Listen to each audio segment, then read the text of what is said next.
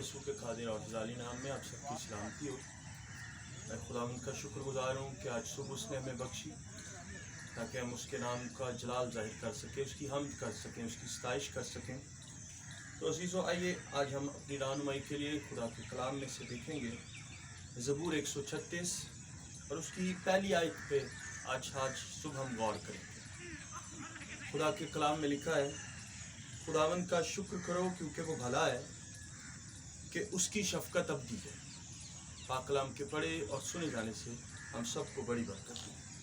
अजीज़ों, इन हालात के अंदर जब हर तरफ बेबसी, मायूसी, नाउमीदी हमें नज़र आ रही है, ये ज़बूर हमें हौसला देता है अक्सर कि लिखा है खुदावंद का शुक्र करो क्योंकि वो भला है कि उसकी शफ़क़त अबदी है। इस ज़बूर की जो खूबसूरती है, जब हम लफ्ज़ खुदावंद को लेते हैं, यहोवा, यावे खुदा, तो जो इसकी नमरोलॉजी है, जो इसका इल्मुल अदद है, ये हे वाओ हे, ये की नमरोलॉजी 10 है और हे की 5 है और वाओ की 6 है और फिर हे की 5 है। तो जब हम इसको काउंट करते हैं तो ये टोटल ये मिला के 26 बनते हैं। तो यहोवा की जो इल्मुल अदद है, जो इसकी नमरोलॉजी है, वो उसका जो अदद है वो 26 है, 26 है। और जब हम इस ज़बूर को देखते हैं तो इसके अंदर आयात भी 26 है और फिर एक ही लफ्ज़, एक ही जो आयत है वो बार बार जो रिपीट की गई है कि उसकी शफ़क़त अबदी है। इस पूरे ज़बूर के अंदर ये ज़बूर बनी इसराइल की तारीख़ को ज़ाहिर करता है कि खुदा ने कैसे उनको मिस्र की ग़ुलामी से निकाला। जब वो आहो पुकार कर रहे थे, रो रहे थे, खुदावंद ने उनकी आवाज़ सुनी और उनके लिए मूसा को भेजा। आज भी इन हालात में हर शख्स रो रहा है, करहा रहा है अपने हालात की वजह से। लेकिन अजीज़ों, ये ज़बूर हमें हौसला देता है कि उसकी शफ़क़त अबदी है। खुदावंद का शुक्र करो क्योंकि वो भला है कि उसकी शफ़क़त अबदी है। हालात कैसे क्यों ना हो जाए, लेकिन हमारा खुदावंद जिसकी शफ़क़त अबदी है वो कभी बदलता ही नहीं है, वो कभी चेंज ही नहीं होता।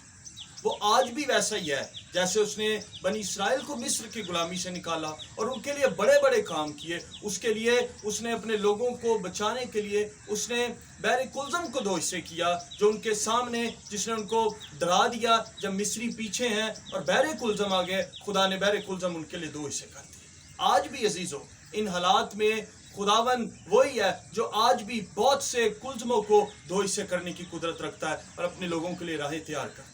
अजीज़ों, अपने खुदावंद पर भरोसा करें और उसकी शुक्रगुजारी करना शुरू करें। इन हालात में हर शख्स नाशुक्री का शिकार है कि कहाँ से आएगा, हम क्या करें, हमारे पास नहीं है। लेकिन बहुत कम लोग हैं जो इन हालात में भी खुदावंद का शुक्र कर रहे हैं। तो अजीज़ों, शुक्रगुजारी एक बहुत बड़ी ताकत है, एक बहुत बड़ी कुंजी है जो हर ईमानदार के पास होनी चाहिए। अजीज़ों, देखें, शुक्रगुजारी अगर हम नहीं करेंगे तो हमारे 40 दिनों के सफ़र 40 सालों पर भी जा सकते हैं। लेकिन शुक्रगुजारी की बदौलत हमारी बरकतें करीब आ जाती हैं और 40 सालों के सफ़र 40 दिनों पर भी आ जाते हैं। इस ज़बूर के अंदर एक आयत है, उसकी 23वें आयत में लिखा है, जिसने हमारी पस्ती में हमको याद किया कि उसकी शफ़क़त अबदी है। अजीज़ों, लोग तब हमारे साथ रहते हैं जब हमारे पास बहुत वसाइल हों, जब हमारे पास बहुत पैसा हो, तब हमारे बहुत दोस्त भी होते हैं। लेकिन खुदावंद जब हम पस्तियों में होते हैं, जब हम गिर जाते हैं, जब हमारा कोई संभालने वाला नहीं होता,